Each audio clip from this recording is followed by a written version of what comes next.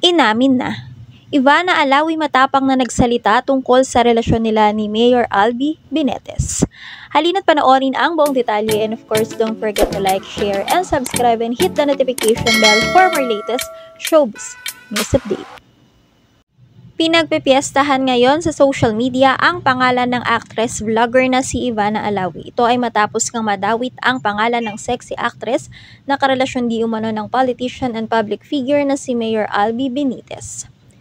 There are some issues circulating all over the internet about the affair of Ivana Alawi to the Bacolod City Mayor Albi Benitez.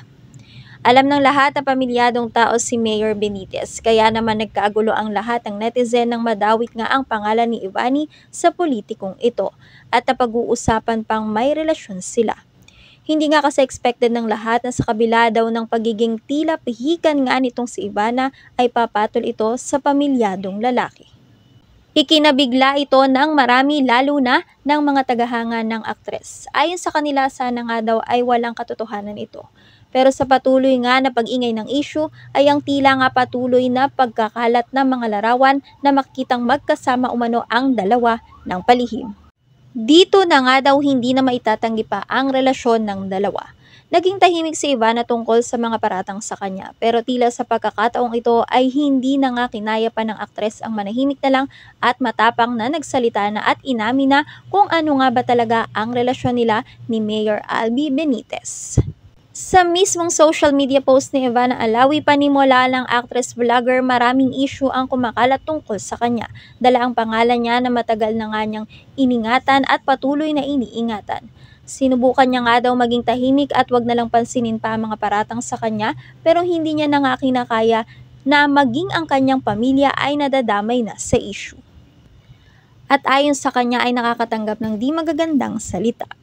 Ayon kay Ivana, she needs to clear her name for the sake of her family, especially her sister Mona and her mom.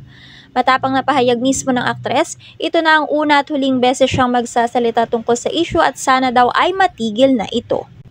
Pahayag niya, hindi po ako ang nasasabing girlfriend ni Mayor Albi Benitez.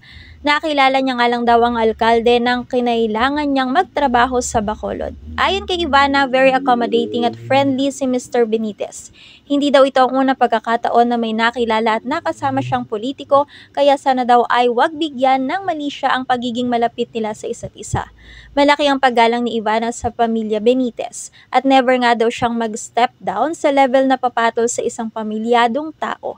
Pag-amin pa ng sexy actress-vlogger, she is now seeing someone who makes her happy. At ito daw ay isang respetadong businessman at hindi isang politician. Kaya naman itigil na nga daw ang pag-issue tungkol sa kanya at wag nang idamay pa ang pamilya niya. Maging malaki na nga lang din daw sana ang paggalang ng lahat sa pamilya ni Mayor Albi Benitez at itigil na ang pagpapakalat ng false accusation tungkol sa alkalde ng Bacolod.